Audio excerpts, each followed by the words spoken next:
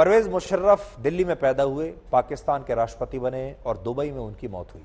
मरने से पहले वो लगातार ये कोशिश करते रहे कि वो पाकिस्तान लौट आए, लेकिन किस्मत को ये मंजूर नहीं था कि वो अपनी आखिरी सांसें अपने वतन में ले पाएं, इसलिए दूसरे वतन में उन्होंने आखिरी सांस ली।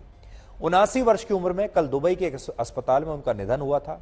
उनका पार्थिव शरीर दुबई से अब पाकिस्तान ले जाया जा रहा है, जहां कराची में सेना के कब्रिस्तान में उन्हें कल दोपहर दफनाया जाएगा।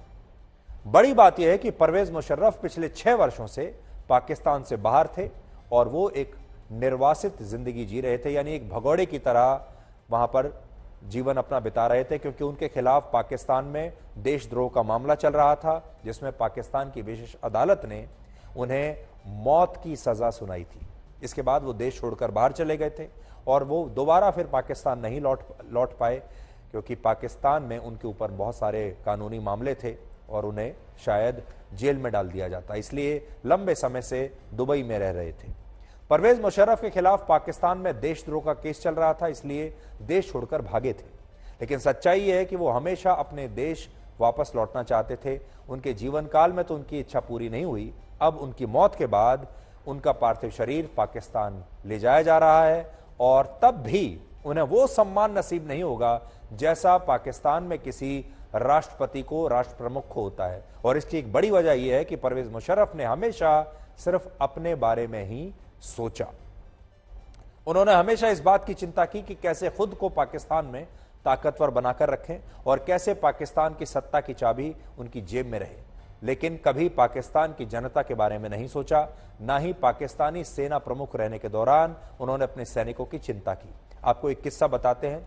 जब कारगिल युद्ध में भारत के साथ लड़ाई में पाकिस्तान के सैनिक बड़ी संख्या में मारे गए, तो परवेज मुशर्रफ ने अपने सैनिकों के शवों को पहचानने से भी इनकार कर दिया था। यह मानने से इनकार कर दिया था कि ये पाकिस्तान के सैनिक हैं और पाकिस्तानी सेना के इन सैनिकों से सैन्य सम्मान के साथ दफनाए जाने का अधिकार एक तरीके से छीन लिया। सोचिए, एक ऐसा जनरल जिसने अपने सैनिकों के शवों को यह कह दिया कि ये हमारे सैनिक हैं ही नहीं, और यह कह दिया कि इन्हें जहां ये मिले हैं वहीं दफना दो। और उसके बाद भारत की जो सेना है उन्होंने पाकिस्तान के इन सैनिकों को दफनाया था पूरे सम्मान के साथ।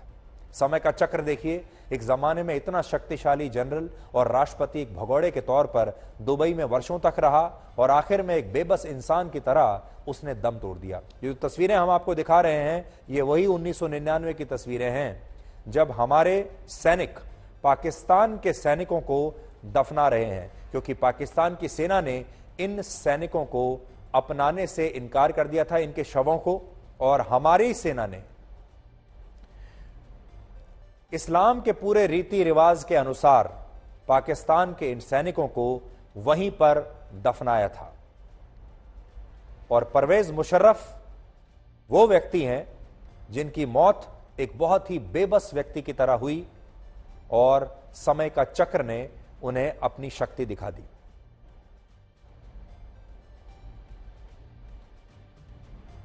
वर्ष 1999 में पाकिस्तान का सेना प्रमुख रहने के दौरान मुशर्रफ ने भारत के खिलाफ कारगिल युद्ध की शुरुआत की थी और आपको याद होगा यह हमारे लिए एक बड़ा संघर्ष था। परवेज मुशर्रफ इससे पहले भी एक सैनिक के रूप में भारत के साथ 2 पिछले युद्ध लड़ चुके थे और जब वो आर्मी चीफ बने तो उन्होंने भारत के साथ 99 का कारगिल युद्ध की शुरुआत की थी और भारत में हमारे जो 500 से ज्यादा सैनिक कारगिल युद्ध में मारे गए थे उसका सबसे बड़ा दोषी परवेज मुशर्रफ को ही माना जाता है।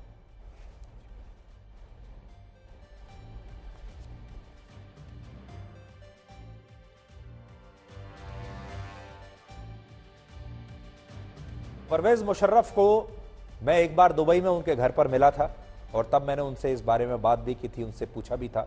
और हुआ यह था कि 1999 तक, कारगिल युद्ध तक वो ये सोचते थे कि वो हथियारों के जरिए, अपनी सेना के जरिए या फिर आतंकवादियों के जरिए कश्मीर को हथिया लेंगे। पहले उन्होंने अपनी सेना का इस्तेमाल किया, उसके बाद उन्होंने आतंकवादियों की एक पूरी फौज तैयार की और फिर उस फौज को यहां भेजा।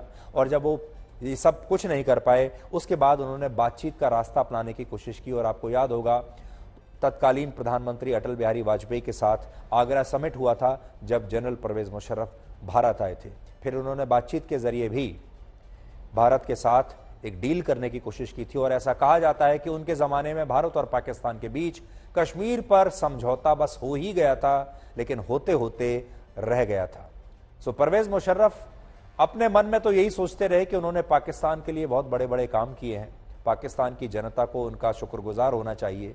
लेकिन आप सोचिए कि परवेज मुशर्रफ शक्तिशाली बनना चाहते थे, वो आर्मी चीफ थे, वो राष्ट्रपति बन गए और उसके बाद उन्होंने अपने तमाम विरोधियों को एक एक करके एलिमिनेट कर दिया, क्योंकि वो चाहते थे कि वो हमेशा सत्ता में बने रहें।